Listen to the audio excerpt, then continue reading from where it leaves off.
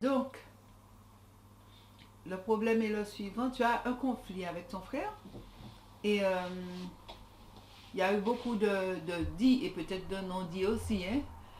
Et puis, ça traîne depuis un certain temps. Ça te rend triste, ça te rend malheureuse et tu aurais aimé que ça cesse, mais tu ne sais par quel bout commencer. C'est quelque chose que j'ai connu aussi, plus ou moins. Alors, le problème, c'est que chacun, en fait, considère la situation de son point de vue dans un premier temps, hein, dans un premier temps, parce qu'effectivement, suivant la personnalité, suivant le chemin qu'on a déjà parcouru, on va, chaque personne va évoluer plus ou moins vite dans le conflit de son côté. De son côté, tant qu'il, même s'il n'est pas résolu, mais il y a une évolution qui va se faire. Et il y a des gens qui vont progresser beaucoup plus vite par rapport à d'autres dans le conflit. Je ne sais pas si tu vois ce que je veux dire.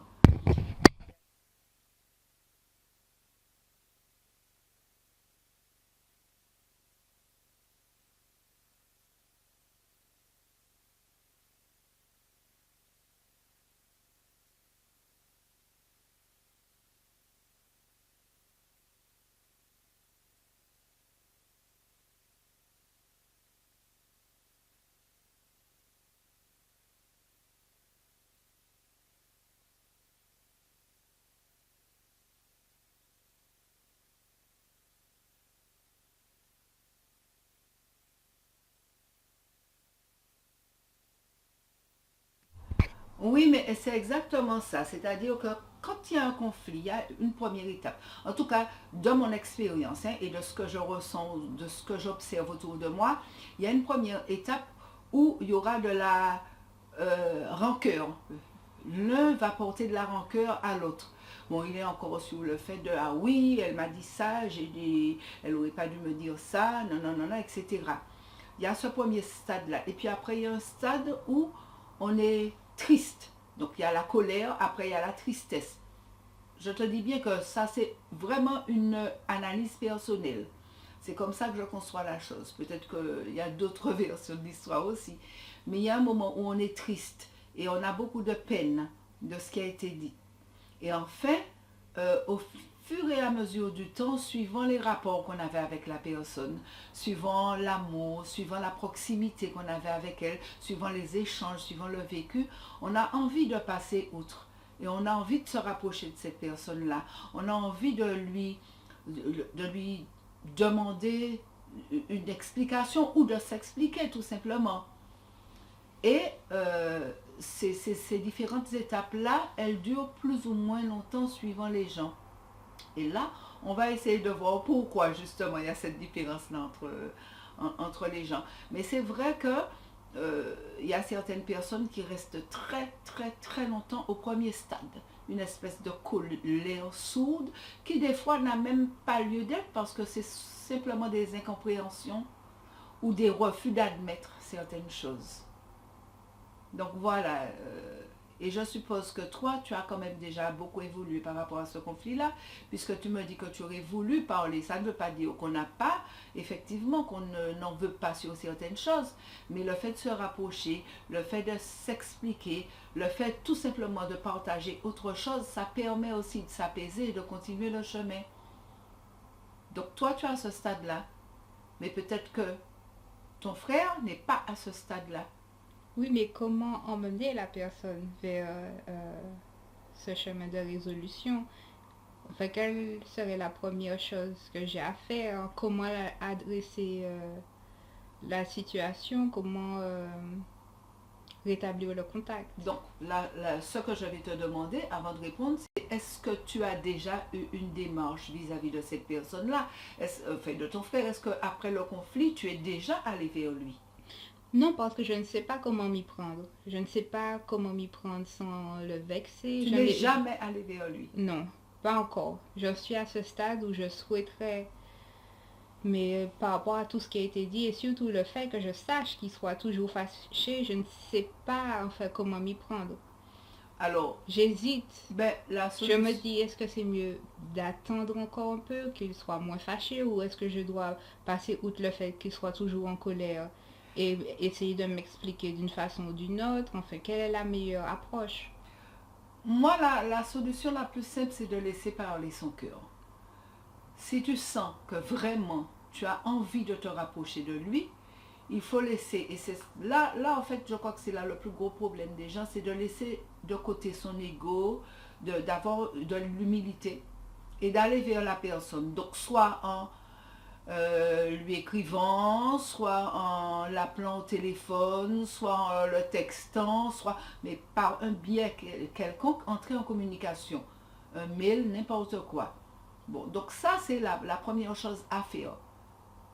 Puisque tu ne peux pas, de toute façon, si en plus de ça, on ne se voit pas, c'est-à-dire qu'il n'y a pas d'occasion, ou par exemple, il y a une fête de famille où on est amené à être en présence l'un de l'autre, ça veut dire que inéluctablement, le fossé peut se creuser au fur et à mesure. Oui, mais le problème, c'est que moi, j'ai l'impression que dans sa tête, si je fais le premier pas, c'est comme si ça devient une forme d'ambition que j'ai tort, alors que je n'estime pas avoir tort. Je pense qu'on s'est tous les deux dit des choses qu'on n'aurait pas dû se dire, certes, et que je suis prête à prendre les responsabilités pour ma part de ce qui a été dit et peut-être de certaines choses que j'ai faites sans avoir réalisé, mais j'ai pas envie que ce soit interprété de la mauvaise façon en fait. Donc c'est pas que j'ai un ego et je me dis ah non je veux pas paraître faible, mais je veux juste que ma démarche de réconciliation soit bien comprise et pas qu'il se dise parce qu'il est fâché ah elle vient sur moi, elle sait qu'elle a tort et voilà je veux que tu t'excuses et puis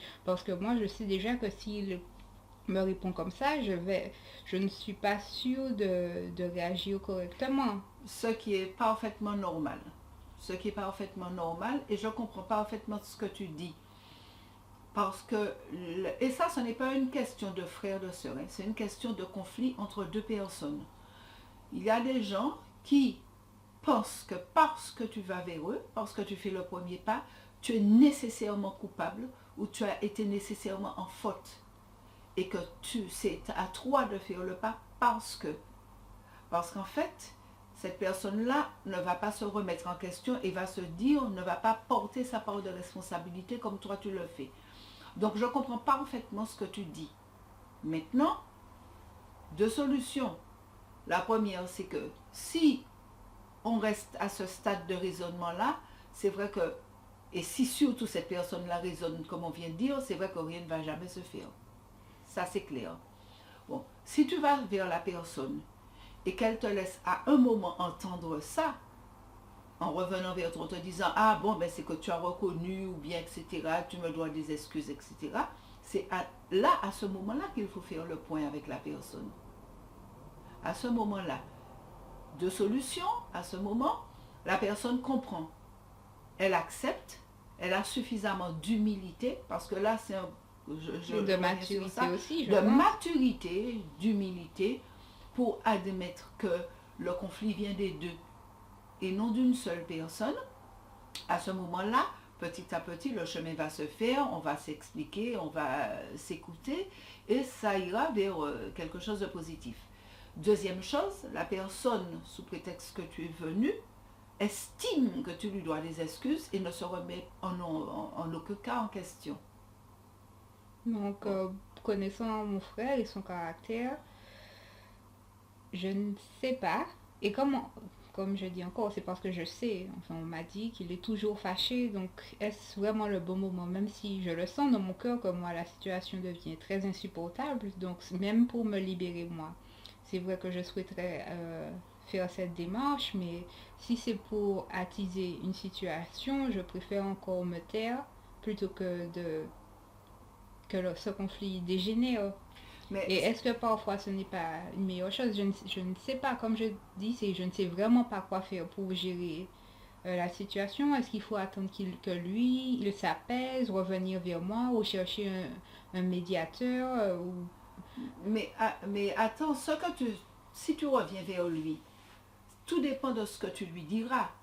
Si tu vas vers lui en lui disant des paroles d'amour, je t'aime mon frère, voilà, ça c'est quelque chose qui a assez duré, etc. Même s'il est en colère, qu'il n'accepte pas de revenir. Il ne l'acceptera pas, mais ça ne peut pas attiser sa colère, le fait que tu lui dises je t'aime, etc. Sauf s'il est complètement à côté de la plaque et puis il est complètement, euh, je ne sais pas, dérangé. Dérangé. À la limite, il peut être blessé dans son ego, s'il est égoïste, pour dire ah, mais Miss, malgré tout, malgré la situation, elle me dit qu'elle m'aime, Oui, mais je etc. pense que certaines personnes, quand elles sont en colère et que l'autre individu vient lui dire ah mais je t'aime, mais je veux vraiment résoudre cette situation, peut-être que cette colère ne leur fait pas réaliser que la démarche est honnête et qu'ils se disent ah ben peut-être si tu m'aimais, tu m'aurais pas dit certaines choses, en oubliant que eux aussi ils faisaient pas, ils ont dit certaines choses ou ont fait certaines choses. C'est pour ça en fait que c'est très délicat de faire d'être celui qui fait le premier pas. Oui, oui, mais à ce moment-là, ça devient un peu son problème. C'est-à-dire que ça veut dire qu'il n'est pas prêt et que c'est le travail, c'est lui qui doit l'assumer à ce moment-là. Pour X raisons, sans jugement, hein, sans jugement. C'est peut-être que lui, il est dans une phase particulière, lui, il se recherche, lui, il a à trouver son équilibre ou sa balance par rapport à un certain nombre de choses. Et si tu veux, tu es allé vers la personne. Donc tu lui as montré tes intentions. Maintenant, qu'elle estime ou qu'elle se pose des questions, qu'elle pense que c'est faux ou pas, ça devient un problème avec elle-même. En Ça- gros, on ne peut pas convaincre oh, les gens de nos intentions, c'est ce non, qu'ils ressentent et ce qu'ils pensent, je n'ai aucun contrôle tu n'as sur aucun cela. contrôle sur ça, sinon les choses seraient bien faciles. Maintenant, ce qu'il faut se dire, c'est par rapport au vécu que tu as eu, parce que bon, c'est ton frère, tu as vécu dans un certain nombre d'années avec lui petit, vous avez eu des expériences ensemble, vous avez échangé des choses, c'est se dire, est-ce que je fais confiance à ce que j'ai vécu avec mon frère pour qu'à un moment, il se rende compte que ce que j'éprouve pour lui est sincère? Parce que, quoi qu'il en soit, je reste persuadée que si on arrive à écouter au fond, son cœur et en lâchant prise, on sait très bien à un moment ou à un autre. Ça peut prendre du temps. Je ne dis pas, hein, ça peut prendre 1 an, 2 ans, peu importe. Mais je reste persuadée que on a un lien du sang, on a vécu quelque chose ensemble. Et s'il y a une certaine approche de la vie, à un moment, il faudrait qu'on se retrouve logiquement. Je ne dirais pas dans la logique du cœur. Hein. Oui. Je Donc en suis dans fait, la la logique meilleure du chose, ce cœur. serait de lui écrire, je pense par email par exemple, et de lui dire où j'en suis moi, de lui faire savoir que je souhaite le rencontrer, en discuter de vive voix, de face à face et tout, et d'attendre sa réponse, et que s'il ne répond pas, c'est pas la peine d'insister en fait, puisqu'il sait. Ou bien est-ce que j'en vois régulièrement? Par exemple, ce sera son anniversaire très prochainement. Je lui dis joyeux anniversaire, j'ignore, ou que la Noël approche aussi, est-ce que lui envoyer une carte pour la Noël, le Nouvel An? Ce sont beaucoup quand Bon, même de questions où je me dis, bon, si j'ai envoyé l'email et qu'il m'ignore, j'appréhende déjà un peu de me dire quelle sera la prochaine étape. Peut-être que c'est moi qui m'en fais un petit peu trop, si je veux bien admettre, mais je suis extrêmement très très proche. Enfin, nous étions jusqu'à cet événement relativement proches. Euh, donc, moi je dis que tant on, on néglige trop son cœur. Si tu sens que tu lui envoies le mail, il ne répond pas. Si tu sens que tu as envie de l'inviter à Noël, tu l'invites. Si tu sens que tu as envie de lui dire bon anniversaire, tu lui dis. Ce n'est que des ondes positives. Tu vois, ce ne sont, je dirais plutôt que des ondes positives. Ce ne sont que des bonnes vibrations. Donc, même s'il fait résistance, tu ne lui envoies que des bonnes choses. Pourquoi ne pas le faire? par peur d'être mal comprise ou de se dire qu'on De va quoi tu ennuyer la pleures de peu de foi? personne. Oui, mais bon, Non, on peut pas. non, je comprends ce que tu dis. Comprends ce que tu dis. Mais connaissant ton frère, même s'il est fâché, même s'il est, il a tous les ressentiments du monde en ce moment, tu le connais au fond, au fond, au fond de lui. Est-ce que c'est quelqu'un de bon? Oui. Au Sinon, fond, je n'aurais voilà, pas souhaité la réconciliation voilà. si si je savais Que que c'était ça n'en quelqu'un de valait pas le foncièrement coup. Il y mauvais. a des gens qui ont des frères et des sœurs et ils ne se parlent pas et pour de bonnes raisons. Peut-être Voilà, qu'ils ont des relations très destructives avec ces individus ou ces individus ont des problèmes et voilà. voilà. Mais ce n'est Donc, pas le cas. Non, eh ce bien n'est pas voilà. notre cas. Donc, fais confiance à cette bonne partie-là de lui. Tu vois? Mm. Fais confiance à cette belle partie-là de lui. C'est une bonne personne. Oui, Bon, eh bien, tu fais confiance à cette partie-là. oui. Moi, moi, moi, je te dis, j'ai des expériences à ce niveau-là. Même très personnelles. Même avec mon fils, je dirais. Mais tu sais, il y a des entités. Tout le monde est une entité. Tout le monde a son chemin à faire. Tout le monde a son évolution. Tout le monde a besoin de se trouver. Et même si la personne peut te reprocher quelque chose, tu sais au fond de toi qui tu es. Tu sais au fond de toi si tu as été bonne avec lui. Tu sais au fond de toi si tu as partagé de belles choses avec lui. Mais la question est, est-ce que cette personne estime ses émotions, cette histoire assez pour passer outre du conflit? Oui, mais fais partie à la bonne, sa bonne partie, À son cœur, en son fait. cœur. Fais Moi, faire je confiance. choisis de faire confiance à son cœur. Hmm. En ce qui me concerne, je choisis de faire confiance à son cœur. Parce que je sais, j'ai foi en le bien quand la personne est bonne. Oui, Tu vois? Parce que c'est vrai que, comme tu me disais tout à l'heure, il y a des gens qui sont méchants, qui sont mauvais, ou bien qui sont tellement perturbés mentalement qu'ils n'ont pas cette, ces sensations ne leur sont pas accessibles. Donc on connaît, on est obligé de faire un choix à un moment, même si ça fait mal, on continue sa route. Mm. Mais à partir du moment où tu sais que tu as quelqu'un et tu sais que cette personne-là potentiellement a ce truc-là, moi je choisis de faire confiance. donc en fait, Oh, l'amour, c'est la réponse. Si on aime, il l'amour, faut c'est la juste suivre réponse. son cœur et puis peu importe ce que lui, il décide de faire, j'ai qu'à me lancer. On verra où ça mène ou Voilà, peut-être que je serai agréablement surprise, qui sait. Bon, j'en doute oui. pour l'instant, mais il faut être positif, sinon Oui, on mais va, je ne... moi je dis que tu sais, chacun a besoin de faire son chemin, il faut prendre le temps qu'il faut. Bon, moi, quand je suis... Bon, ça ne m'est pas arrivé très souvent d'être vraiment dans des conflits. Pourquoi? Parce que je pense que, de par mon caractère, je dis... euh, j'arrive à m'excuser facilement. Parce que j'estime... Je suis... J'ai des défauts. Mais je pense que j'ai suffisamment d'humilité pour savoir que je ne suis pas parfaite. Et pour savoir que je peux être en défaut. Inconsciemment ou consciemment, mais que je peux être en défaut. Et à partir du moment où on sait ça, que nous, on peut être en défaut, on accepte que l'autre puisse être en défaut. Oui, Donc, à partir de ce moment-là, on donne le temps à l'autre de se retrouver. Ça ne veut pas dire de tendre la joue systématiquement et prendre des baffes. Hein. mm, C'est pas ça. Parce qu'à un moment, il faut lâcher prise. mm, Il faut lâcher prise. Mais tant qu'on sent qu'il y a une potentialité d'harmonie en vue, il faut aller dans ce sens-là. mhm. Il faut aller dans... Bon, ça peut durer des années. Hein. C'est dur. C'est quand même C'est... effrayant de savoir que quelqu'un qu'on aime autant, avec qui on a partagé autant, qu'on ne puisse pas les avoir, enfin, que je ne puisse pas l'avoir dans ma vie pour autant d'années, ou si je ne sais Ben, pas s'il va bien, le travail, mais je suis ses entièrement d'accord avec toi. relations, ou qu'il ne sache pas ma vie à moi. Ça, c'est juste, juste y penser, ça fait étrange, c'est presque inconcevable de se dire qu'on puisse rester fâché pour des années. Je sais que ça arrive, bien évidemment. Je suis consciente qu'il y a dans certaines familles ou que ce soit entre amis, entre parents, meilleurs amis, je sais, mais c'est vrai qu'on ne se dit jamais que ça pourrait nous arriver à ce point-là où Exactement. on se dit, mais nous étions si proches, presque, Mais je ne dirais pas fusionnels, mais quand même vraiment, vraiment, vraiment très proches. je suis tellement d'accord avec toi, tu sais. Et moi, j'ai quelquefois ce genre de... Ça m'arrive très rarement, je te dis. Mais je sais que j'ai je- j'ai cette souffrance-là quelque part, des fois.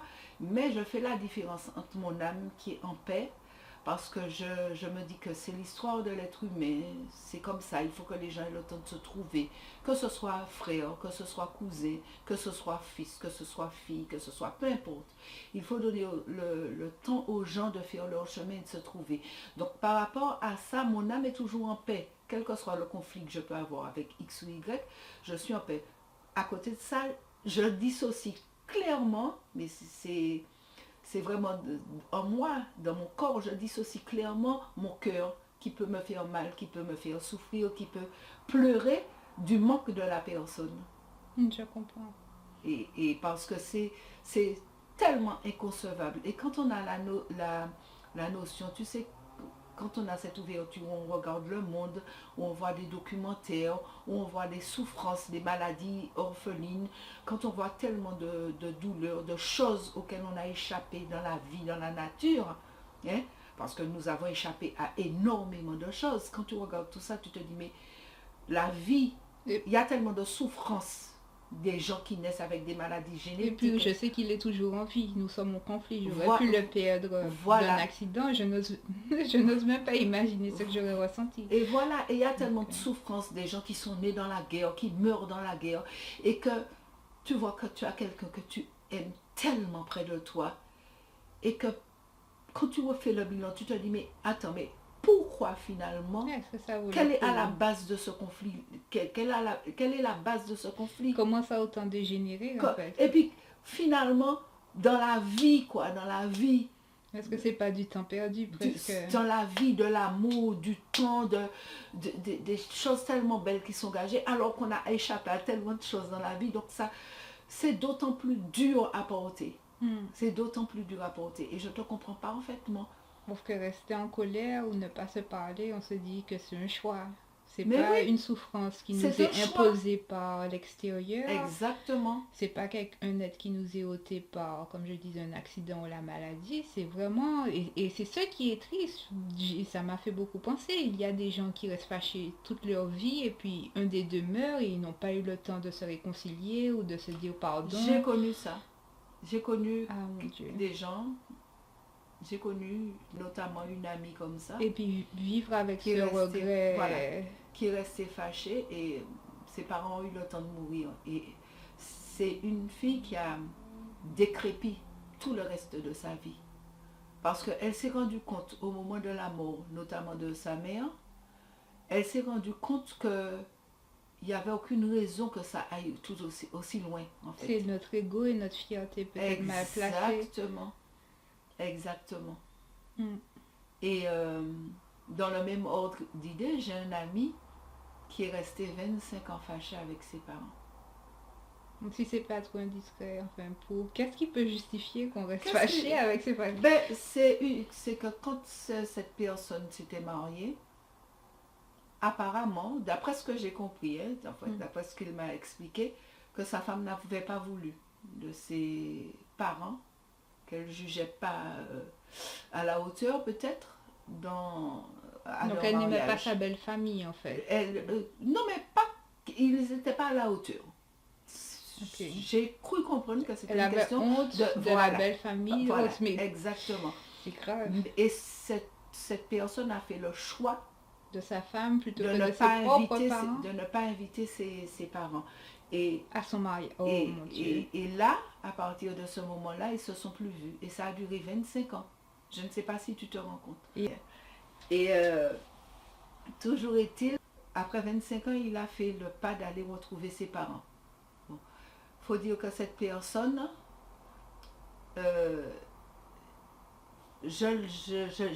cette personne, je la connaissais et elle a assisté au départ de ma maman à moi.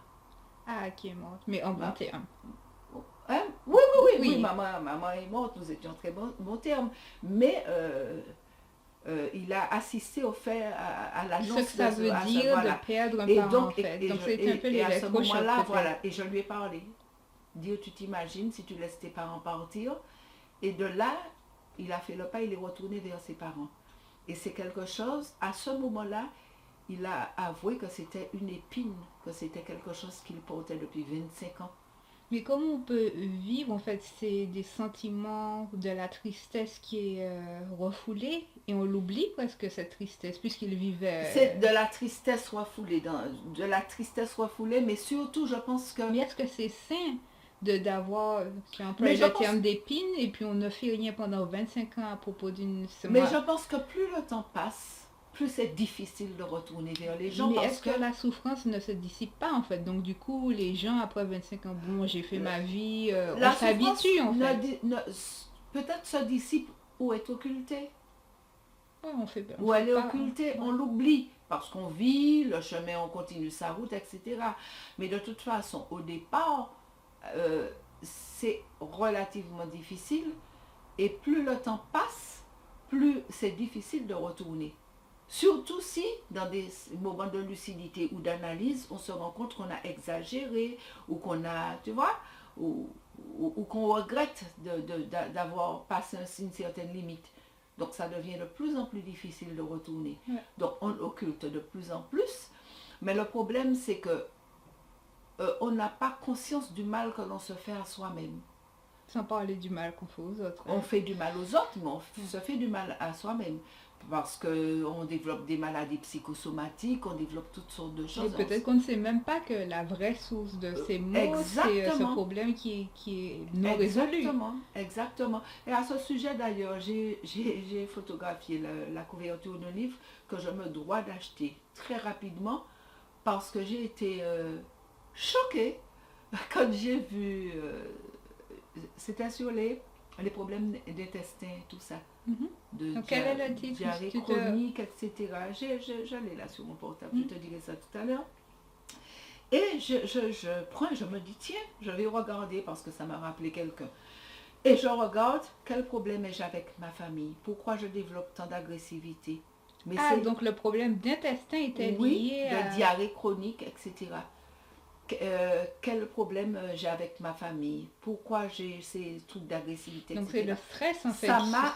Ça, inconscient ou inconscient, ce mais stress tu qui ne peux nous pas pèse, savoir nous... ce que ça m'a fait parce que ça m'a ramené à quelqu'un que je connais et je me suis dit qu'il faut absolument que j'achète ce livre-là parce que tout est répertorié. C'est un livre d'Ayurveda. Ok. Voilà. Si ça te dérange pas juste de dire le titre maintenant, si ça prend pas Je trop de temps cherche de ça. Non, retrouver. pas du tout. Je te dis ça tout de suite. C'est dans ma galerie. Alors, C'est quand même fou. le grand dictionnaire des malaises et des maladies. Et c'est chez Jacques Martel. Ok, ah ben, Et merci. c'est impressionnant.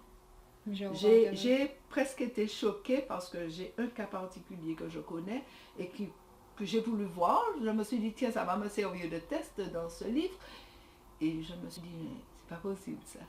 C'est impressionnant. Que je me suis dit d'ailleurs que j'allais photocopier pour Donc, éventuellement bon, enfin oui, transmettre par à cette exemple, personne. moi, enfin, ça n'aurait plus rien à voir avec mon frère, mais pendant longtemps, et jusqu'à présent, quand j'ai de gros coups de stress, je développe une certaine forme d'eczéma. Voilà. Donc ça ne m'étonne pas que qu'on a beaucoup de... qu'on ne communique pas ou qu'on a Mhm. du mal à gérer ses émotions ou son stress en général. Oui, ça c'est quelque chose, je pense, Mhm. qui est très très vrai. On développe des... nos corps Mais réagissent si, en fait à cette tension ou à ces parfaitement. conflits qui ne sont pas résolus. Et c'est... Voilà. Et même si moi, c'est ce qui m'inquiète surtout, c'est que le temps passe et puis qu'on s'habitue.